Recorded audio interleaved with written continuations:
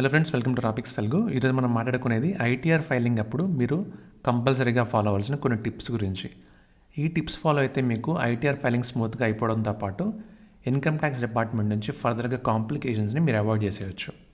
గుర్తుంచుకోండి, ITR filing అనేది most important and crucial task మీకు ఫైనాన్షియల్ ఇయర్ ఎండింగ్ అయిపోయిన తర్వాత.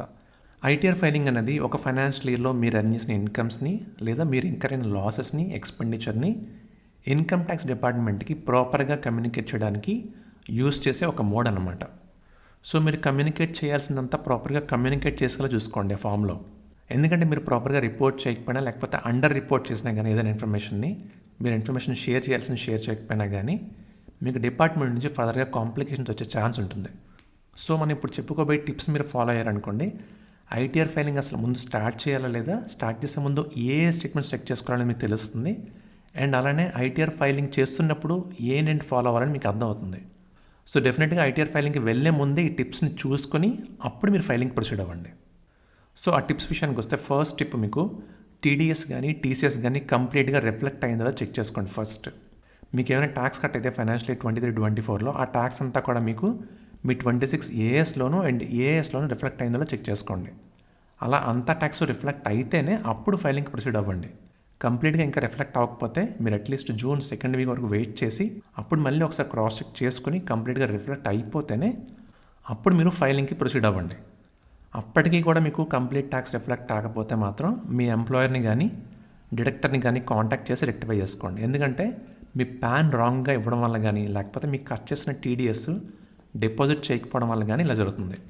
ఇక్కడ మీకు మొత్తం ట్యాక్స్ రిఫ్లెక్ట్ అయిందని తెలుసుకోవడానికి రెఫరెన్స్ డాక్యుమెంట్ ఏంటంటే, మీరు ఎంప్లాయీ అయ్యారనుకోండి, మీ పే స్లిప్స్ నుంచి రిఫరెన్స్ తీసుకోండి. అదే మీరు ఎంప్లాయీ కాకుండా నార్మల్ ఇండివిజువల్ అయితే మాత్రం మీకు టీడీఎస్ సర్టిఫికేట్ ఇష్యూ చేస్తారు కదా, ఆ టీడీఎస్ సర్టిఫికేట్తో క్రాస్ చెక్ చేసుకోండి. నెక్స్ట్ సెకండ్ టిప్ వచ్చేసి 26 ఏఎస్ అండ్ ఏఎస్ని కంప్లీట్గా చెక్ చేసుకోవాలి. ఎప్పుడైనా కానీ మీరు ఏ ఫైనాన్షియల్ ఇయర్కైనా మీరు 26 ఏఎస్ను చెక్ చేసుకోవాలి అండ్ ఏఎస్ని కూడా చెక్ చేసుకోవాలి. ఎందుకంటే మీకు 26 ఏఎస్లో మీకు కొంత ఇన్ఫర్మేషన్ డిస్ప్లే అవుతుంది, ఏఎస్లో మిగిలిన ఇన్ఫర్మేషన్ డిస్ప్లే అవుతుంది. అంటే 26 ఏఎస్లో మీకు టీడీఎస్, టీసీఎస్ ఇన్ఫర్మేషన్ మాత్రం డిస్ప్లే అవుతుంది. మిగిలిన ఇన్ఫర్మేషన్ అంటే మీరు అడ్వాన్స్ ట్యాక్స్ పే చేసిన, సెల్ఫ్ అసెస్మెంట్ ట్యాక్స్ పే చేసిన, ఎస్ఎఫ్టీ ట్రాన్సాక్షన్స్ ఏమైనా ఉన్నా, మీ జిఎస్టీ టర్న్ ఓవర్ డీటెయిల్స్ అన్నీ కూడా మీకు ఏఎస్లోనే కనిపిస్తాయి. ఇక్కడ ఇంకొక విషయం గుర్తుపెట్టుకోండి, మీకు ఏఎస్లో డేటా కనిపిస్తేనే ఆ ఇన్ఫర్మేషన్ ఐటీఆర్లో చూపిస్తానని అనుకోవద్దు. ఏదైనా ఇన్కమ్ మీకు వచ్చిందనుకోండి, అది ఏఎస్లో కనిపించకపోయినా కానీ ఐటీఆర్లో మీరు మాన్యువల్గా డిస్క్లోజ్ చేయండి. ఎందుకంటే ఏఎస్లో చూపించిన ఇన్ఫర్మేషన్ అంతా కూడా మీకు ఫైనల్ ఇన్ఫర్మేషన్ కాదు. మన కన్వీనియన్స్ కోసం కొంత డేటా ప్రీఫిల్ అయి వస్తుంది. కనపడిన ఇన్ఫర్మేషన్ ఏదైనా ఉంటే మాత్రం మనమే ఎంటర్ చేసుకోవాలి. ఇంకా థర్డ్ టిప్, అసలు మీకు ఐటీఆర్ 1 అప్లై అవుతుందా, లేకపోతే మీ ఇన్కమ్ ఆర్ లాసెస్కి వేరే ఐటీఆర్ ఫామ్ ఏదైనా అప్లై అవుతుందా అనేది చెక్ చేసుకోండి ఫస్ట్.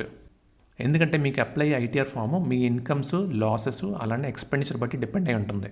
కాబట్టి మీరు ఫైనాన్షియల్ ఇయర్లో ఎర్న్ చేసిన ఇన్కమ్స్ లేదా ఇంకరైన లాసెస్ లేదా ఎక్స్పెండిచర్ ఏవైతే పెట్టారో దాన్ని బట్టి మీరు ఐటీఆర్ ఫామ్ చూస్ చేసుకోవాలి.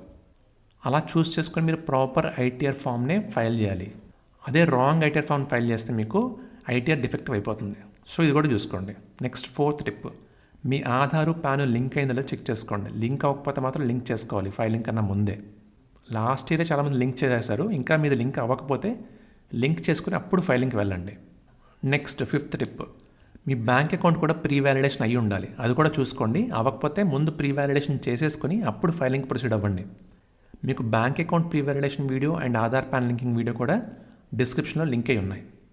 సిక్స్త్ టిప్, మీరు శాలరీడ్ ఇండివిజువల్ అయ్యుండి మీ ఇన్కమ్కి ఫామ్ 16 రావాల్సి ఉంటే ఆ ఫామ్ 16 రాకుండా మీ ఐటీఆర్ ఫైలింగ్కి అస్సలు ప్రొసీడ్ అవ్వద్దు. ఇంకా రాకపోతే వచ్చే వరకు వెయిట్ చేసి వచ్చాక మాత్రమే ఫైలింగ్కి వెళ్ళండి. లేదు మీ ఇన్కమ్కి అసలు ఫామ్ 16 రాకపోతే మాత్రం గ్రాస్ శాలరీ మీ పే స్లిప్స్ ప్రకారం తీసుకుని దాని ప్రకారం ఐటీఆర్లో ఎంటర్ చేసుకోండి. సెవెంత్ టిప్, చాలామందికి ఉండే డౌట్ ఏంటంటే, ఎంప్లాయర్కి సబ్మిట్ చేసిన ఇన్వెస్ట్మెంట్ డిక్లరేషన్లో కొన్ని డిడక్షన్స్ సబ్మిట్ చేయడం మర్చిపోయారు, వాటిని ఐటీఆర్ ఫైలింగ్ అప్పుడు మళ్ళీ క్లెయిమ్ చేసుకోవచ్చు, ప్రాబ్లమే లేదు. బట్ అలా క్లెయిమ్ చేసిన డిడక్షన్స్ తాలూకా ప్రూఫ్స్ మీ దగ్గర ఉండాలి అంతే. సో ఇంతేనండి టిప్స్. ఇవన్నీ చూసుకొని మీరు చెక్ చేసుకొని అప్పుడు ఐటీఆర్ ఫైలింగ్కి వెళ్ళండి. ఆటోమేటిక్గా మీ ఫైలింగ్ ప్రాసెస్ అంతా కూడా స్మూత్గా అయిపోతుంది. సో ఇదండి ఈరోజు వీడియో నచ్చితే లైక్ చేయండి. అండ్ మీ ఫ్రెండ్స్ అండ్ ఫ్యామిలీలో ఎవరికైనా హెల్ప్ అవుతుంది అనిపిస్తే తప్పకుండా షేర్ చేయండి. మళ్ళీ నెక్స్ట్ వీక్ ఇంకొక ఇంట్రెస్టింగ్ వీడియోతో మళ్ళీ కలుద్దాం. Thank you for watching.